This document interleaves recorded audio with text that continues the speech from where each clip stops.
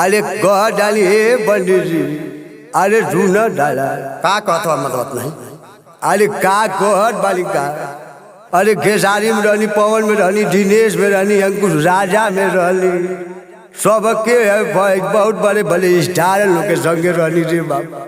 आज जब से खेसारी गाना बहुत हिट गावे, बहुत बढ़िया आदमी हो रे भैया। माई का बहुत बड़ा भक्त हो, पवनो हो, दिनेश कंठ, अंकुश राजा तो और हिसाब उनका बहुत बेहिसाब। ये पंडित जी आई सुना एक गाना कैलाश राज के दरवाजे आयल बानी। आये जो देवल बाबा का मंदिर भी बाई है जो रहे नहीं। आ इनकर गाना के सुना मऊ जिला से, बड़ा हिट गाना है, सुनबा तो कलेजा हिल जाइए बाबा। आ डांस डीजे फाट जाए तो कह डाली ए पंडित जी। ठीक बात सुनावा।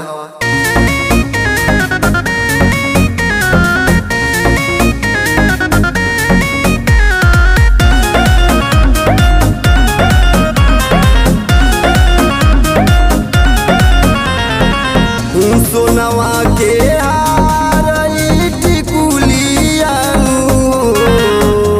टिकुलिया स्वयं जिला से, सोनवा के हारई टिकुलिया टिकुलिया स्वयं जिला से, हमके झुमका झुलनिया कर दनिया तू ले ले आई हम जिला से, हमके झुमका झुलनिया कर दनिया तू ले ले आई हम जिला से राजा।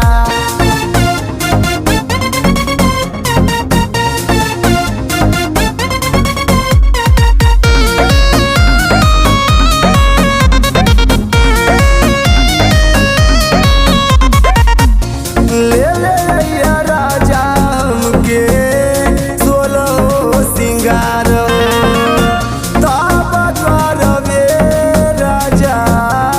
तो से प्यार हो,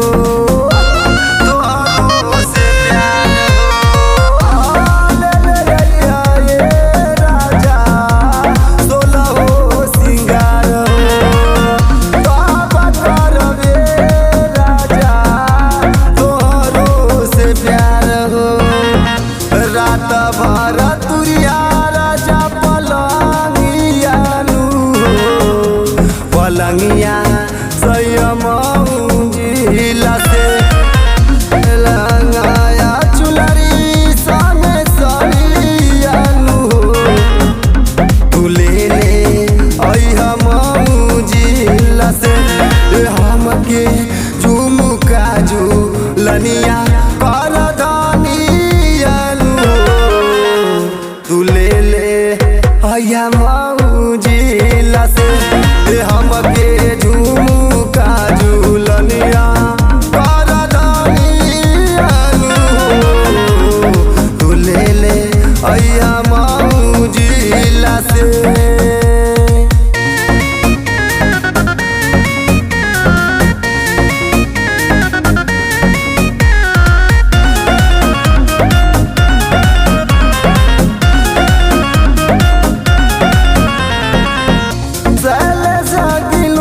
जोगेंद्र रोजित जवानी नहीं के मान में, राकेश राजू हो सतावत रात में,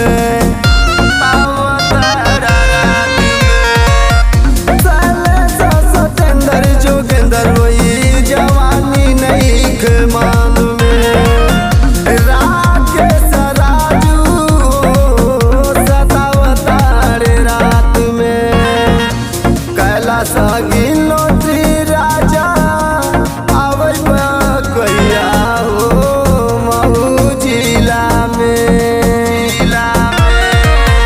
नहीं चाहिए कूलर पंखा, नहीं चाहिए बेनिया हो मऊ जिला से, ये हमके झुमका झुलनिया कर तू ले ले आई हम